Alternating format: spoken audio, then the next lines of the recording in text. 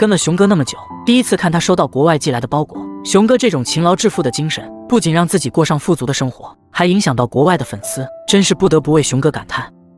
又一头野猪幼崽即将被销售，150万越南盾的价格比之前高出很多，不过需要自己送货上门。老黄牛母子也迎来了新搭建好的住所。新一天的来临，熊哥要将昨日搭建出框架的牛棚安装上屋顶。为了一劳永逸且更加持久，熊哥选择将留下来的石棉瓦作为铺设的材料。然而在正式铺设之前，还需要将棚顶处理完毕，左右两侧交叉固定上横梁。随着超长铁钉的夯入，三角形的稳固性也被体现得淋漓尽致。这样装订过后的空间还是太大，熊哥还要用干枯的毛竹来缩小横梁彼此之间的间隔，只有这样才可以让石棉瓦覆盖得更加牢固。捆扎好4根毛竹，近100斤的重量，在熊哥面前就跟娃一样。现在只需要在两侧分别加装上2根，即可达到铺设的要求。所有的横梁都已固定完成，多出的部分也要尽数切除。经过测量，2张石棉瓦太大，1张又太小，所以熊哥不得不对其进行裁剪。不过熊哥的装备还真的全，就在提出了蓄电瓶后，一个2手的手拿式切割机再次丰富了熊哥打造农庄的设备库。然而仅依靠一块电池还无法让切割机达到最大功率，熊哥又将太阳能充电板的线路安装了上去，这样便不需要费太大的力气就可将石棉瓦切断。等到切割完成，棚顶的铺设才正式开始。安装好电钻，更换好拧紧螺丝的专用钻头，先将外沿的几块进行依次固定，然后再将完整的石棉瓦安装于内侧。有了它们的庇护，黄牛母子就不会再被阳光直射，也不会毫无遮挡的经历风吹雨打。棚顶的铺设已经完成，熊哥又砍伐了几根粗细刚好的树干，将其倾斜着固定于牛棚的两侧，这样便可将承重的支柱进行彻底的固定。2天的时间，全新的牛棚终于打造完毕，也该让母子2人入住新家了。如今的老黄牛相比于刚来的时候，已经胖了很多，两侧的肋骨也已经很难再看清，这全都是熊哥精心喂养的成果。而新牛棚的坐落完成，也标志着养牛事业正式踏上正轨。随着新一天的来临，今天农庄再次迎来销售。一位城镇的居民联系到了熊哥，他想要购买一只纯正的野猪幼崽，唯一的条件就是需要熊哥送货上门。攀爬崎岖的山路，不符合自己城镇户口的身份，野猪的品质能够被大家所认可，熊哥就已很开心了。所以对于这一点而言，自己并不在乎，无非就是耗费一点来回的汽油。不过在正式出发之前，他还需要将农场里的牲畜全都喂食完毕，只有这样自己才可以安心前往。黄牛母子已经住上了新家，附近所有的青草都是他们的食物来源。老黄牛对于周边的环境已经很熟悉了，所以熊哥很放心将它们直接放养。鱼塘中的草鱼最近胃口很好，放牛的同时，熊哥还要采割充足的青草，来保证它们的快速生长。这种青草所含叶绿素丰富，它们是草鱼最喜爱的食物之一，除了根茎，其他部分都可以食用。熊哥已收获了满满一袋。原始山林中长期爬坡生活，已经让熊哥练出了圆润的蜜桃臀，所以这样的生活很适合想要变美的女生。只需待在山林中一段时间，下山后就会成为肤白貌美大长腿，避开美颜都管用。再次来到鱼塘边，前几天吃完的香蕉叶茎都还残留在水中，将青草铺满喂食区，明天一早就很可能会被啃食殆尽。麻袋中还剩下很多，熊哥还要将其留给老黄牛母子当做晚餐。转眼时间已至正午，此时猪食也已制作完成，母猪妈妈干瘪的肚皮已经没有多余的奶水来供养这3个小家伙，它们的体型貌似有了一些增长，已经销售出去好几只。少年期野猪群抢食依然强烈，尽管已经缺少了好多竞争对手，但是看到猪食的到来，还是生怕自己会少吃一口。而相比于他们来说，3只成年野猪确实有秩序的多。熊哥再次抚摸着已经怀有身孕的雌性野猪，他很希望野猪妈妈这次能够给自己多诞生下几头幼崽。所有牲畜都已喂食完毕，熊哥也该给城镇的客户送货了。拿上袋子，不明所以的小家伙都未意识到危险。今天要卖出去的就是白猪旁边这头，它是纯正的野猪后代，并且体型也已达到标准。熊哥抓到它并没有费多大力气，它是所有猪群中最乖巧的一只，即使已被装入袋中，依然没有过多的挣扎。随着摩托车声响起，小家伙即将迎来另外一种生活。安全送达后，熊哥再次回到了农庄。这次老板人很好，给了熊哥150万越南盾的价格。熊哥为了庆祝一下，购买了一些很久都没吃过的小零食，因为这些他只舍得买给自己的孩子。喝口奶，吃上2颗袋装的爆米花，这也算是对自己辛苦了这么久的一种犒赏了。森林的天空已逐渐昏暗，熊哥也该将黄牛母子牵回牛棚了。上午采割的青草依然鲜嫩，这足够他们消化一整个夜晚。小黄牛的体型越来越像妈妈，脖子下的皮肤褶皱，象征着它很快就将成年。然而小编到现在都没有想到，他们究竟会如何为熊哥创造出利益，你们觉得呢？这么大的野生山药你见过吗？深埋于原始森林中，1人之高的长度是大自然的馈赠，并且像这种3根生长在一起的更是极为少见。而它将会给熊哥带来多少额外收入呢？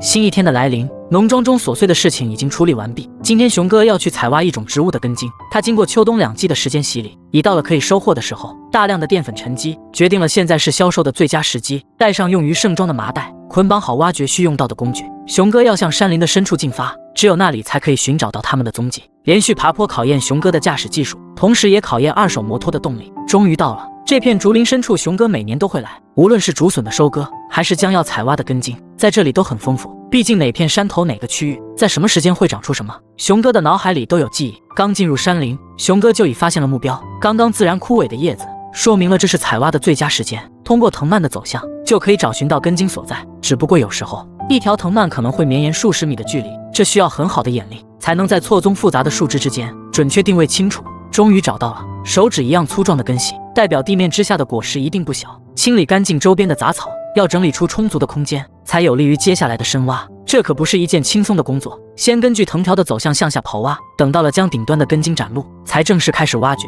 脱掉上衣，衣服的束缚会限制行动，随着洛阳铲一下一下深入，顺着根茎的范围，将周边的泥土全部掏空。只有这样才可以将完整的根茎取出，当然取的时候也要尽量小心，保持整个根茎的完整，才有利于以后的销售。这是一根完整的野生山药，它以肾气健脾胃的功效，决定了它很受当地人的喜爱。这也是熊哥增加额外收入的方式之一。重新填补深坑，还遗留在地底下的根茎会再次生长。继续寻找，另外一根就在附近。随着藤蔓根系彻底露出，熊哥已判断出了山药在地面之下的走向。1个多小时持续深挖，埋藏于深处的山药彻底露出了真容。熊哥需要十分小心，虽然没有将其整体挖出，但是这样的深度已经是工具的极限。从最底部的位置将其切断，一根超过1米的巨大野生山药终于被完整的提了出来。熊哥很开心，这样一根品相绝佳，它能卖上非常好的价格。为了便利于运输，熊哥还要一节一节将其分割成长度相同的小段。当然深坑依然需要掩埋，这是自然的馈赠。熊哥深知适当索取以及可持续性的道理，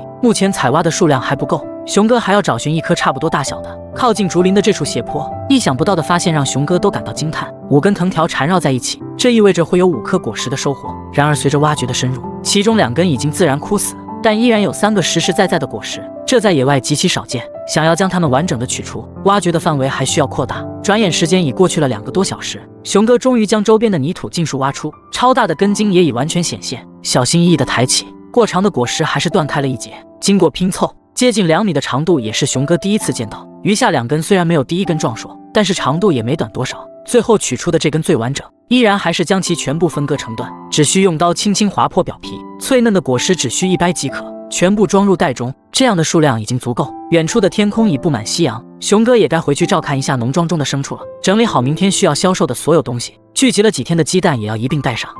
随着来往车辆的轰鸣，时间已是第2日的清晨，熊哥再次来到了自己最喜欢的销售地点。这处4岔路口来往的人数特别多，这也将有利于商品的销售。全部摆放好，一位老村花来到了摊位前，他在询问价格。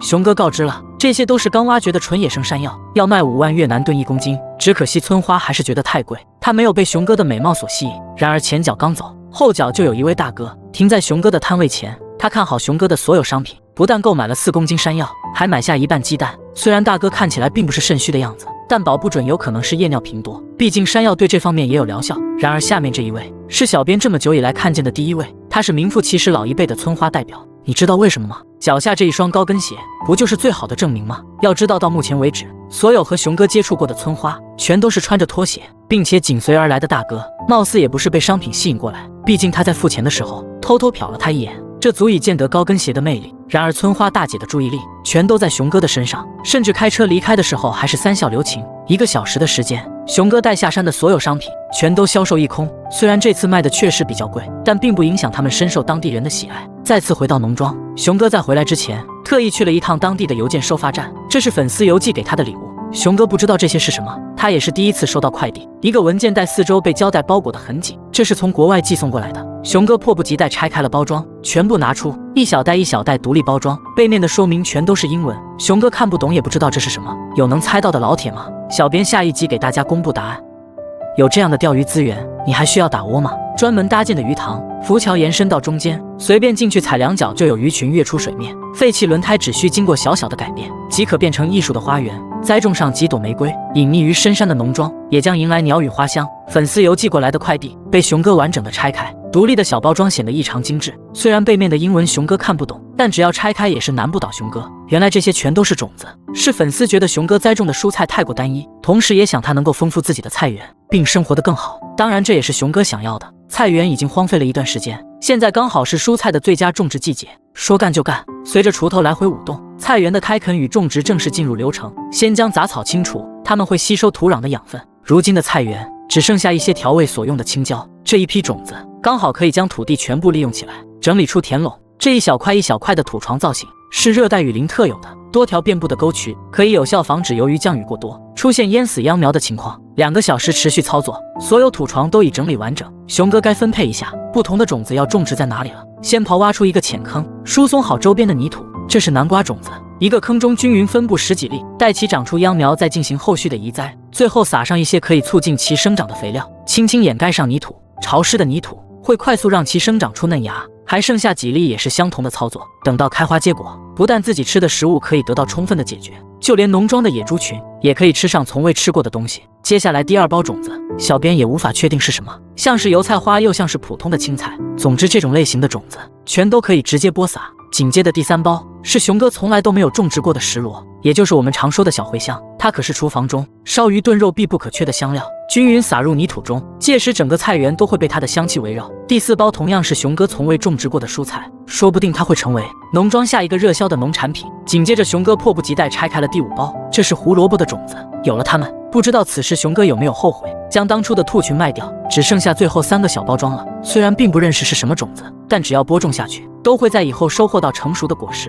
农庄的菜园已全新开完垦壁，各种各样的蔬菜会在以后给自己的生活增添一丝不一样的体验。距离天黑还有一段时间，熊哥拿出了附近村民送给自己的废弃轮胎，虽然是别人不要的东西，但熊哥却可以将其变废为宝，将轮胎整体进行内外调换，这样便可形成一个具有相当稳固性的花盆。而熊哥正是要利用它，为新房重新打造出不一样的居住环境，将其整齐排列于门前，填装上几乎齐平的松软泥土，然后去鸡舍取一些鸡粪作为肥料，将采挖而来的玫瑰花枝进行适当的修剪，一株一株进行种植。等到全部栽种完毕，将鸡粪覆盖花盆的表面，最后浇灌上山泉，也许明年门前就会被花香围绕。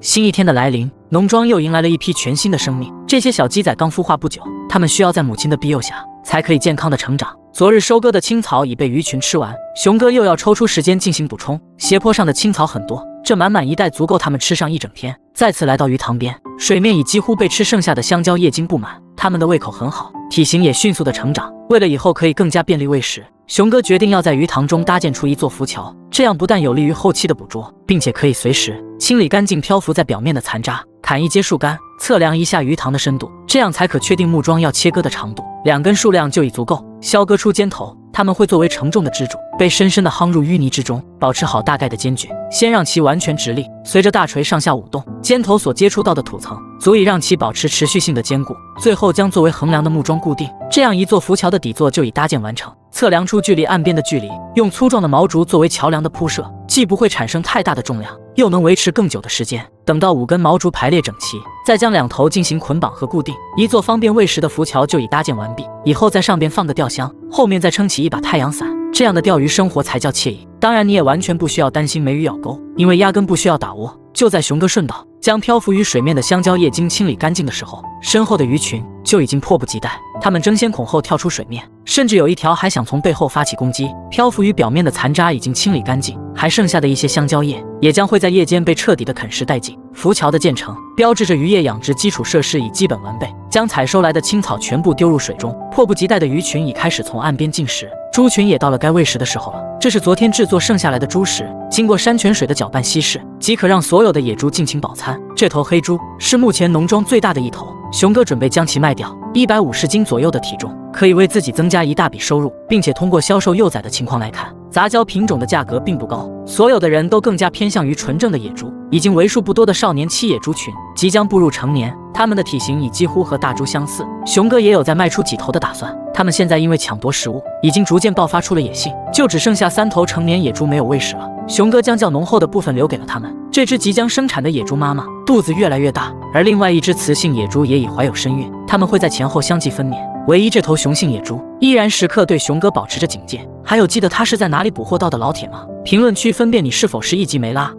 76公斤野生生姜卖了65万越南盾，你觉得贵吗？完全生长于深山老林中，一整天辛苦采挖，穿越崎岖的山路运送到收获地点。现在已进入到各种山货采挖的季节。新一天的来临，熊哥又为了增加收入，开始了一天的工作。他要去采收2年前就已种下的生姜。如今这片山坡已被茂密的灌木丛覆盖，所有的生姜就隐藏于其中。其实本应去年这个时候就要将其销售，只可惜当时的市场价格实在太低，所以熊哥没有进行采挖。不过今年的价格已经回暖，并且也有商人联系了自己，他们要收购所有熊哥栽种的生姜，现在只需将其采收起来，并运送到最近的村庄即可获得收入。这对于熊哥来说是极好的消息，否则仅仅依靠零售，还不知道要卖到什么时候。所有生姜都会生长于土层的表面，所以采挖起来相对就要容易很多。当然有一些较为发达的根系，如果仅仅只依靠双手，还是比较费力的。所以熊哥又专门削割出了一根毛竹，只需将其从旁侧插入，即可将果实完整的取出。森林土壤的养分保证了每一个生姜的成长，它们每个个头饱满，品香绝佳。最主要的就是没有任何农药添加，全部任其自由在这山林中生长，所以称之为纯生态的绿色农产品，一点都不为过。一整天的刨挖，所有生姜都被堆积到了一起，熊哥还要将其尽数装袋，并且还要在天黑之前全部运送到附近的村庄中，那里有等待着收取山货的商人，整整2袋。为了更加的便利于运输，熊哥还要用藤条将袋口进行完整的捆扎。然而这里距离摩托车能到的小路口还有一段距离，熊哥不得不用肩膀分2趟运送。为了节省为数不多的汽油，熊哥选择将摩托车从远处的农庄推了过来，前后2袋分别固定。然而要是等到自己运送完生姜，再次返回山林，那肯定已经完全天黑了。熊哥还要为晚上的食物做好提前的准备，就近采挖几个鲜嫩的竹笋，它们可以在睡觉前作为能量的补充。崎岖的山路骑行需要熊哥格外小心。就在完全天黑之前，熊哥终于赶到了收获地。气派的大门和2层小楼都预示着倒腾山货让他赚取到了多大的利润。然而有钱人都是傲娇的，熊哥不得不自己动手将生姜卸了下来。身为上一代村花的老板娘依然风韵犹存，她带着秤来到熊哥的跟前，脖子上的项链和耳环在灯光的反射下闪闪发亮，还有这俏皮的小拖鞋。第1袋生姜上秤了，38公斤的重量让熊哥看起来有点意外，